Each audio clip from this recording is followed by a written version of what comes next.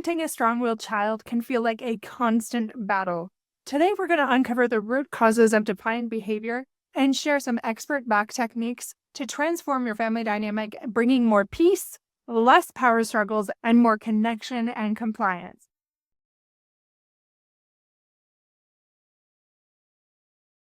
Welcome back to Fulfillment Therapy. I'm your host, Kendra Nielsen, and today's episode explores angry, defiant kids and how we can help them more effectively. If you're wondering how to have a more peaceful home and how to maintain your own well-being in the process, as well as other family members, this episode today will help you. I've spoken to some of these things before, but I really try to hear what my listeners are asking for and my clients are asking for, and this comes up often enough. There's so many parenting struggles, and when you have a strong-willed child, it's very difficult to know how to handle it and to not feel like you are a complete failure as a parent. I had a client recently that came to me talking about her 6-year-old child who's really violent and defiant, and he really just makes that home environment feel very toxic, and peace is almost non-existent for the family. And the mom was feeling a lot of guilt because she does not want to be around this child and she feels bad about that. She feels shame.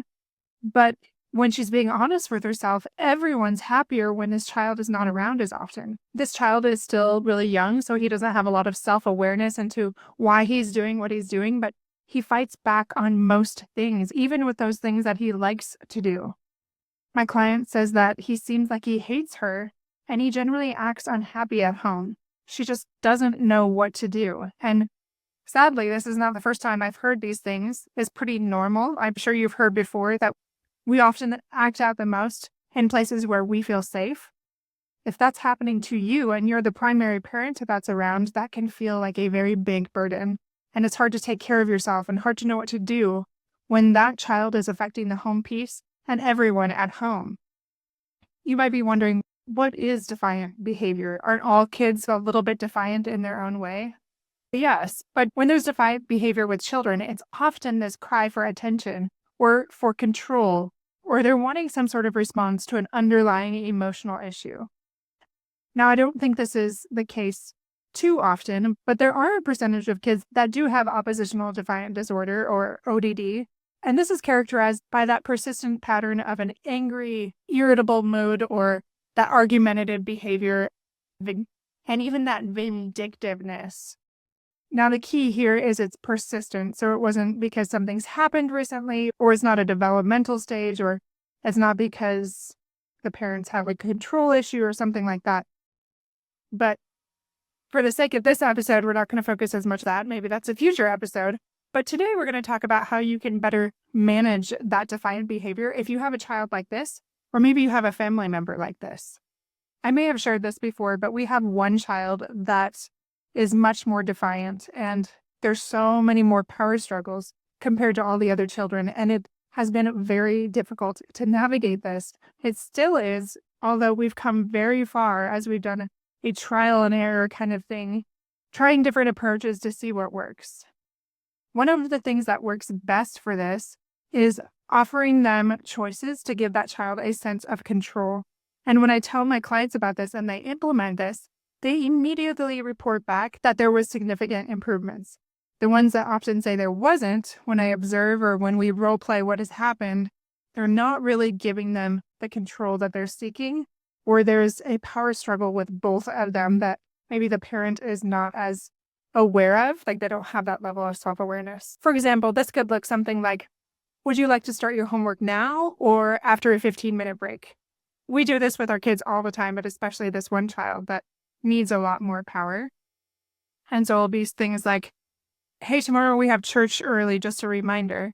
Do you want us to get you up at 7 or 7:30? That type of thing. Hey, bedtime's coming up. Are you going to go to bed at 9 or 9:15?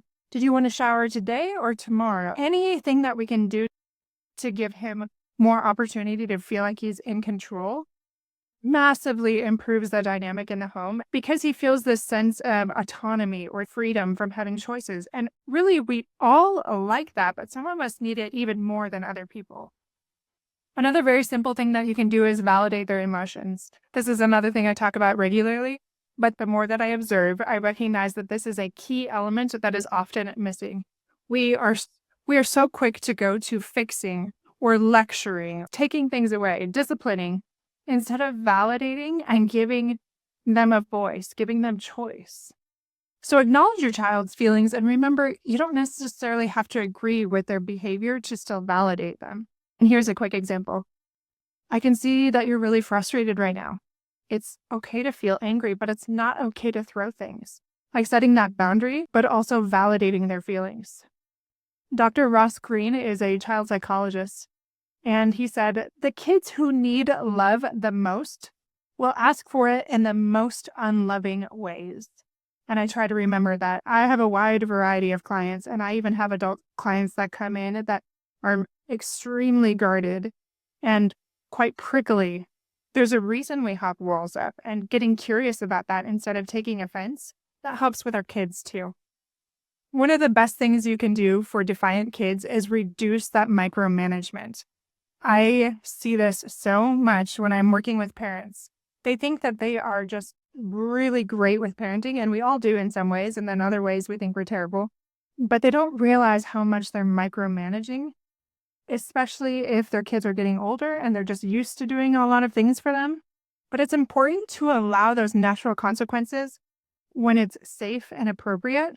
For example, if your child doesn't want to wear a coat, then let them experience being cold, obviously within reason here.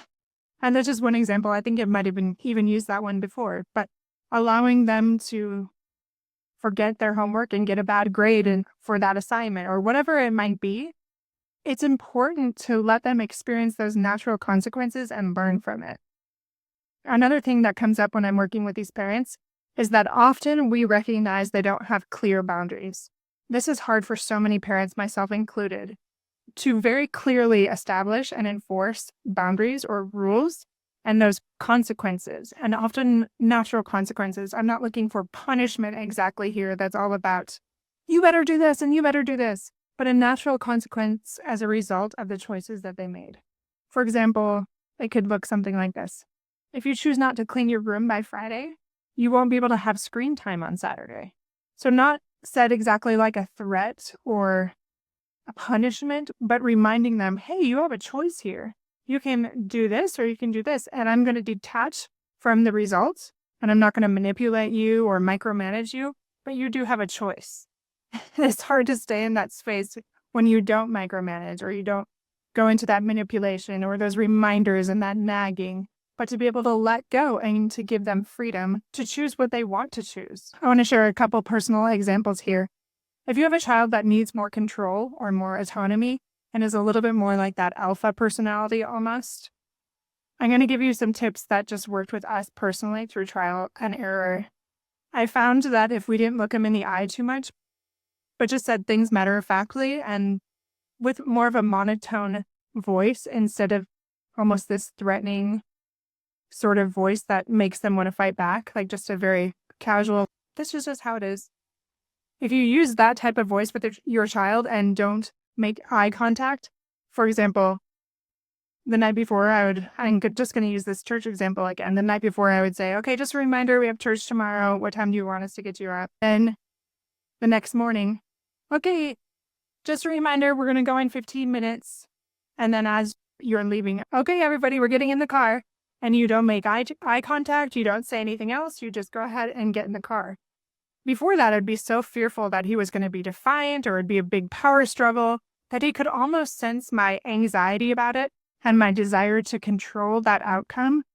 And there was this natural resistance every time. But as I let go more, don't look him in the eye, don't have that tone, don't do any of those things, give him warnings ahead of time, reminders, and then just be matter of fact when it's time to go and go. So much better.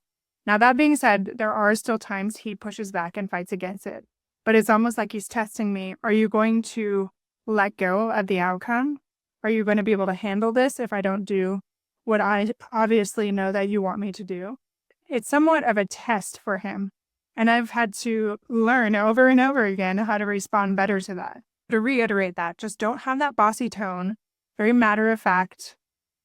Also remember to validate their feelings, give them that control. Here's another example of what this could look like. Instead of saying, You need to go apologize right now. You know how that's very direct and bossy? Instead, say, how do you think you can make this situation better? And if it were my child, they would say nothing, or they would say something snarky or something like that. Okay, I'll come back in 10 minutes and just remain neutral and allow them some autonomy to think it over and process at their own pace and just revisit it. It's not easy, but it involves letting go of control and letting go of that anxiety. Dr. Daniel Siegel is a clinical professor of psychiatry, and he said, the goal isn't to win the argument or prove you're right. The goal is to connect and solve problems together.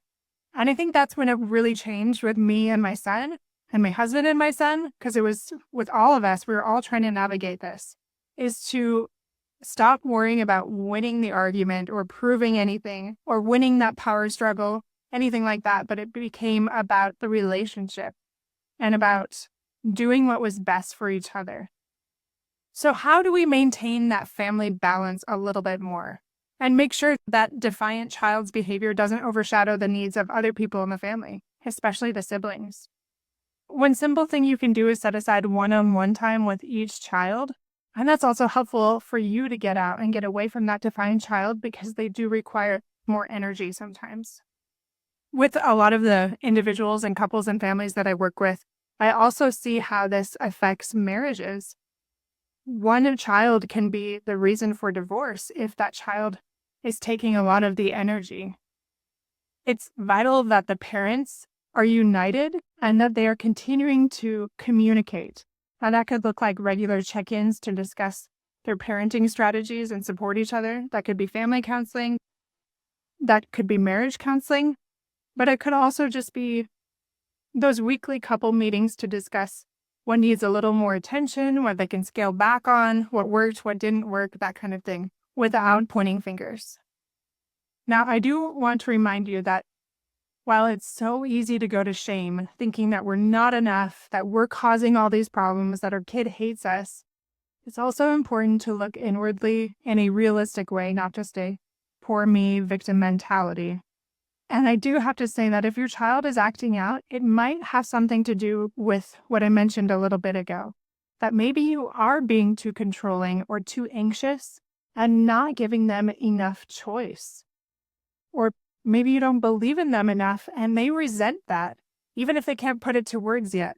So if that child has that high need for independence, like I talked about, they might really resent you micromanaging them and not giving them nearly as many opportunities as their little souls need to thrive. So be willing to explore that, and don't just point the finger at your child, because this is a family affair and we are all players in how this family interaction goes. There are several books that my clients have really enjoyed. Depending on your personality, I'm going to throw out a few of them. The first three have to do more with the strong-willed child. We will put a link in the show notes so you can see this as well. It's Parenting the Strong-Willed Child, The Explosive Child, and Setting Limits with Your Strong-Willed Child. The other ones that don't have quite as much to do with that, but more about the you aspect of it: Overcoming Parental Anxiety, The Gift of a Happy Mother, and How to Talk So Kids Will Listen, and Listen So Kids Will Talk. All of these are ones that my clients have enjoyed. Helping an angry, defiant child really does require a lot of patience and consistency and love. This is so hard for parents, and I can speak from experience here. Sometimes this can take years to really fine-tune to feel like you're getting any headway. And for us, we did dial it in more and get better and better. But part of it was just being patient as he learned more emotional regulation too, and more maturity. So we were in it for the long haul, and it took a long time, but we are at such a better place now. And he is an incredible kid. He was even then. It was just hard for all of us, but it's much easier now. And it doesn't mean the journey's over. I'm sure there's going to be a lot in the future. But he has taught us more about parenting than maybe all of our other children, because of how challenging it has been, and it has made us better all around. So he's exactly what we needed in our home to be refined. Just remember these key points. Empower your child through those choices and through that emotional validation, and set those clear boundaries while avoiding that excessive micromanagement. Use your interpersonal intelligence to navigate those power struggles and maintain a better family balance by addressing the needs of all the family members and not just focusing on that defiant child. If you do these simple things, you will create greater peace in the home. And will it happen overnight? No, but it will help. There is one other thing I forgot to mention. As our son got older, we asked him more and more, hey, what do you like? What do you not like when we do as parents? How could we improve and give you more choices or do things that help you feel safer and more comfortable? Now, again, it depends on that level of self-awareness and their age, but they can give you some really great feedback on how you can refine your parenting. And just a reminder that if these things are so big that they are affecting the mental health and wellness of different family members, it may be time to get help. And that doesn't mean that you are weak or a failure. It just means that you need another person in your corner to give you those tools that you may not have yet. And that's okay. We all do at different times. Thank you for tuning into Fulfillment Therapy today. There'll be more in the future about how to take your mental health and wellness and life fulfillment to the next level for both you and your family. Don't forget to check out our blog on fulfillmenttherapy.org, as well as our courses that will help you take life to the next level, both as a leader with an online business and a podcast, and with your mental health and wellness with our Parenting, Marriage, and Personal Growth course. These are simple ways to improve your life fulfillment from a trusted source with simple step-by-step ways to incrementally grow. All right, my friends, I'll see you back here every Monday and Thursday with a new episode.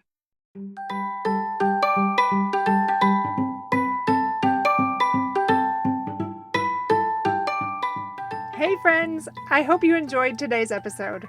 If you did, chances are someone else would too. Would you take 30 seconds to share this with a friend who's looking for greater family fulfillment? And while you're sharing, tell me what you think about the show by leaving a review on Apple Podcasts. It refuels me when I hear this podcast is helping you. No matter what your house or your hair looks like, I'll meet you back here every Monday and Thursday morning for more episodes. Until then.